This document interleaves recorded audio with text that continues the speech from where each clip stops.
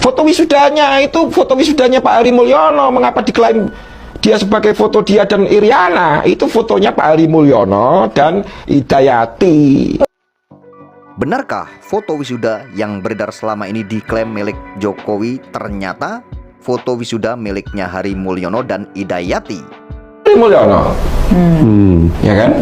Nah, Ini wajahnya Heri Mulyono mirip-mirip kan? Gitu. Tapi agak tebel bibirnya. Bibirnya tebel, saya bilang bibirnya itu merongos gitu ini ya. siapa ini?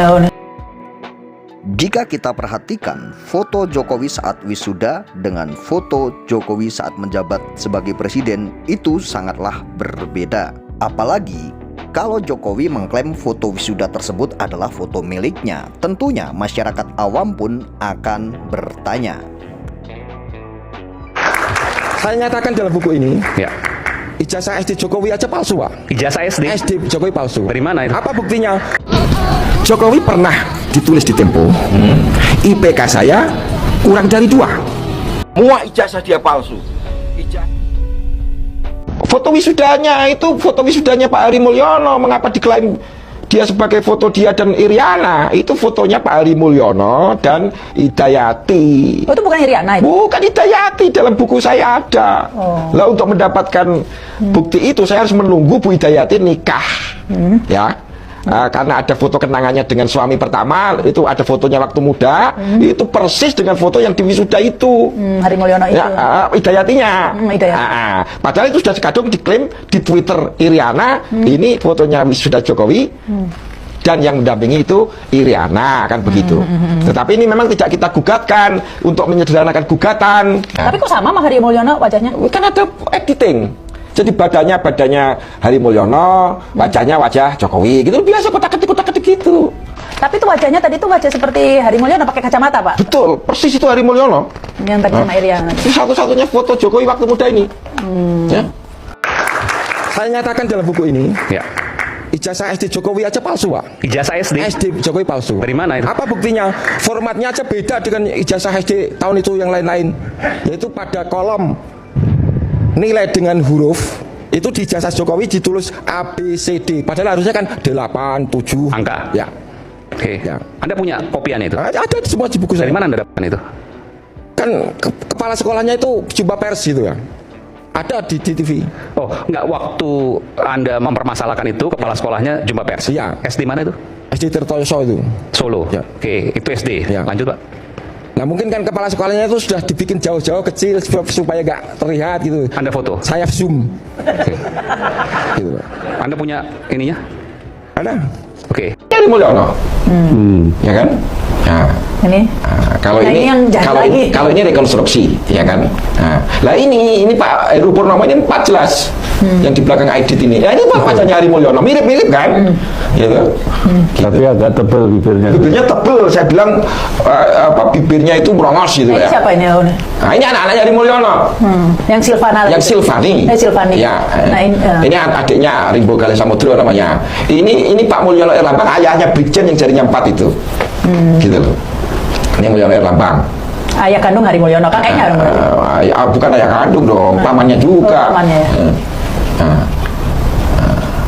Ini. Nah, ini 4 ya. Oh itu ya, gitu ya. Ini loh. Ini yang ini Jokowi. Ini Heri Mulyono juga. Lebih itu. Mirip memang tapi. Memang ada kemiripan karena saudara. Saudara. Gitu loh.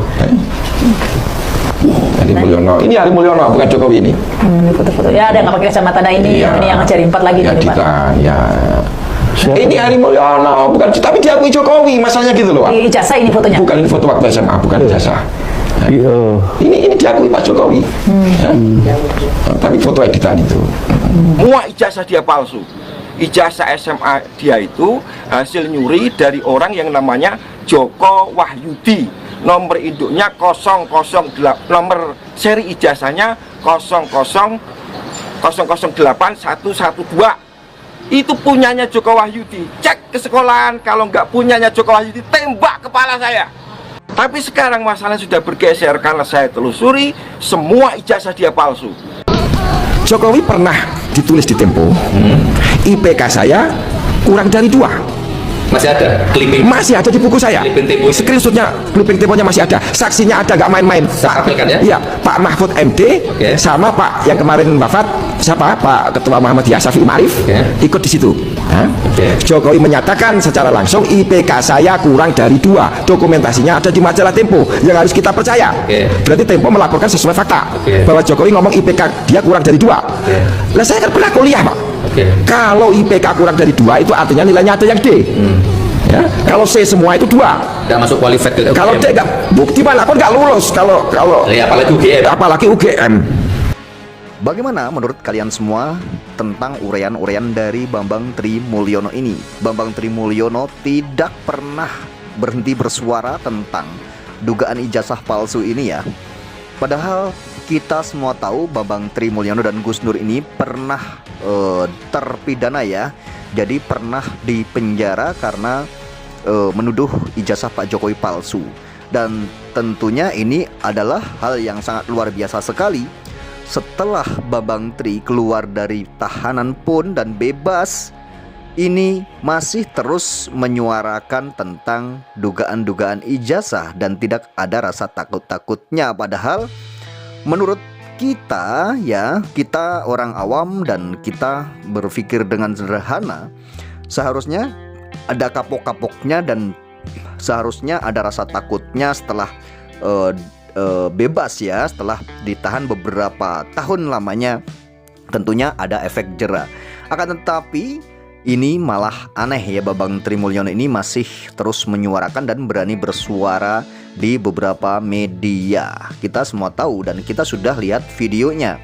Dan sangat menarik sekali pernyataan-pernyataan dari Bambang Trimulyono ini, bahwa foto yang diklaim oleh Jokowi, foto wisuda di UGM tersebut adalah fotonya milik Hari Mulyono. Katanya seperti itu ya.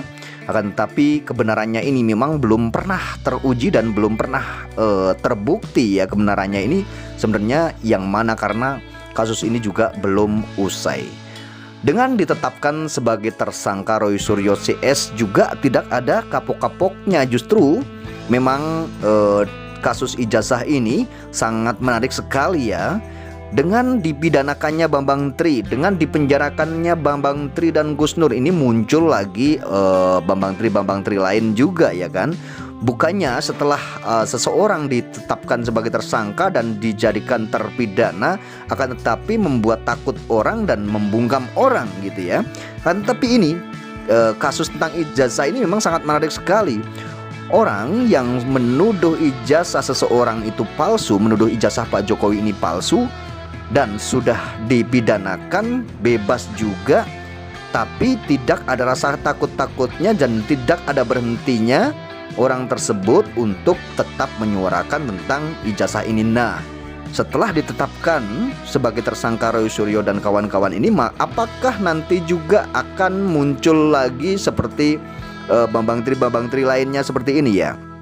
Nah, kita jadi berasumsi bahwa Pak Jokowi ini melaporkan seseorang atau Pak Jokowi ini ingin memenjarakan seseorang. Mungkin pikiran dari pihak Pak Jokowi, setelah ada seseorang yang dipenjarakan atau sudah dipidanakan, nantinya akan berhenti membicarakan tentang ijazah, mungkin seperti itu.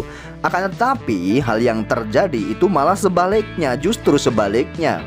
Seseorang yang telah dipidanakan dan dipenjarakan tidak ada rasa takut-takutnya, bahkan harusnya orang tersebut yang ingin menuduh ijazah seseorang itu palsu atau menuduh ijazah Pak Jokowi ini palsu, harusnya ada rasa takutnya karena melihat yang sebelum-sebelumnya ini sudah ada orang yang dipenjarakan seperti Bambang Tri dan Gus Nur ini dipenjarakan, harusnya kan ada rasa takutnya. Tapi sangat menarik sekali ya. Jadi tidak ada rasa takutnya, bahkan malah semakin berani menyuarakan tentang dugaan ijazah ini.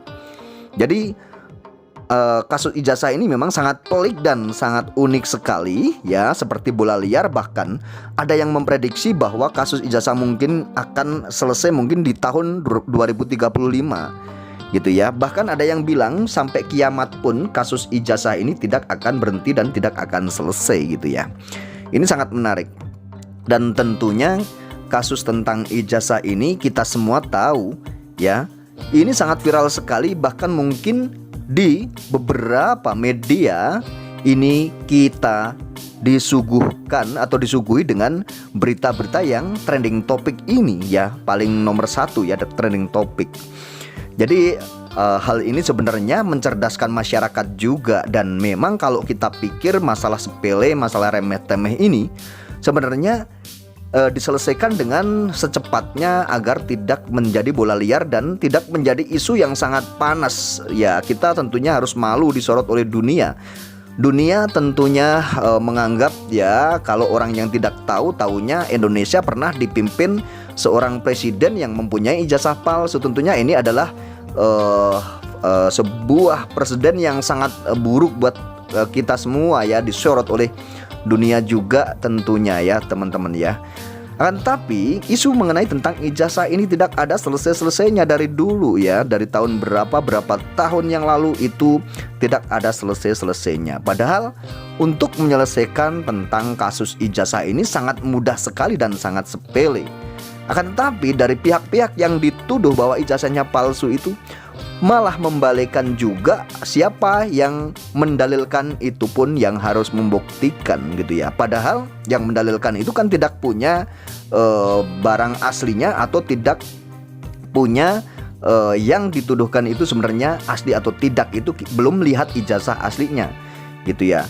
Jadi belum lihat analognya, akan tetapi menuduh ijazahnya palsu gitu ya. Akan tetapi yang dituduh ini sebenarnya kan pejabat publik yang pernah memimpin negara ini, memimpin republik ini selama 2 periode, yaitu 10 tahun. Sangat pantas sekali jika masyarakat menanyakan tentang keaslian dokumennya yang pernah untuk didaftarkan, untuk mendaftarkan diri sebagai calon pejabat publik. Masyarakat berhak tahu pejabat publik ini ya mendaftarkan, mencalonkan diri ini menggunakan dokumen asli atau menggunakan dokumen palsu. Akan tetapi jawabannya, pendekatannya melalui pendekatan hukum, bukan melalui pendekatan secara damai atau secara dengan yang sangat mudah. Akan tetapi memilih jalan yang sangat susah sekali tentunya. Kita semua tahu kenapa saya bilang Pak Jokowi memilih jalan yang atau menempuh pendekatan yang sangat susah sekali. Harus melaporkan orang-orang yang telah menuduh atau melaporkan rakyatnya yang menanyakan ijazah itu asli atau palsu.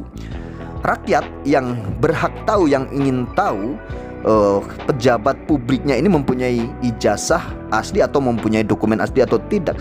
Akan tetapi pendekatan hukumnya atau pendekatannya itu melalui pendekatan hukum, bukan melalui pendekatan yang seharusnya bisa diselesaikan dengan baik-baik. Padahal sangat mudah sekali Pak Jokowi untuk menyelesaikan atau mengakhiri masalah ini, yaitu dengan menunjukkan ijazahnya. Polemik ini akan selesai.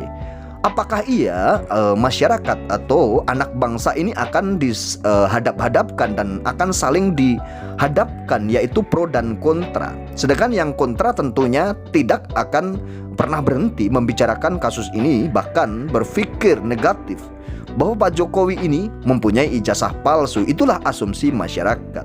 Tentunya yang kontra dengan Pak Jokowi, ya mereka tetap kekeh bahwa Pak Jokowi mempunyai ijazah asli. Padahal hal ini belum terbukti dan kita semua tidak tahu ijazah ini asli atau palsu. Apakah polemik ijazah ini harus selesai dan kita semua rakyat harus tahu ijazah ini mau asli mau palsu? Akan tetapi kita semua tahu status ijazah ini seperti apa. Tentunya ini hal yang sangat harus tahu, karena ini adalah bentuk-bentuk partisipasi masyarakat yang ingin mengedepankan kebaikan buat negeri ini, agar negeri ini kita semakin baik, negeri kita akan semakin tertib untuk masalah pendidikan ya, agar nanti tidak ada calon-calon pejabat publik atau calon-calon wakil rakyat yang saat mencalonkan diri nantinya tidak akan menggunakan ijazah-ijazah atau menggunakan dokumen-dokumen yang tentunya tidak diperbolehkan atau menggunakan dokumen palsu, tentunya seperti itu. Dan hal ini sebenarnya mencerahkan masyarakat kita juga, dan hal ini juga bisa memperbaiki lembaga-lembaga yang tentunya mengurus tentang penerimaan dokumen saat pendaftaran calon pejabat publik. Nantinya agar lembaga-lembaga yang menerima atau mengurus pendaftaran calon pejabat publik agar selalu berhati-hati dan waspada dan sangat selektif agar nantinya tidak tertipu atau tidak dibohongi oleh calon pendaftar yang menggunakan dokumen palsu. Tentunya lembaga-lembaga tersebut seperti KPU, seperti Bawaslu dan bagian penerimaan pencalonan pejabat publik, tentunya mereka nantinya agar berhati-hati karena selama ini kita semua tahu hanya fotokopi dan legalisir ijazah saja yang diterima oleh penerima calon pendaftar pejabat publik. Tentunya ini adalah hal yang baik. Dan bagaimana komentar kalian di video ini? Silahkan kalian komentar di video saya ini.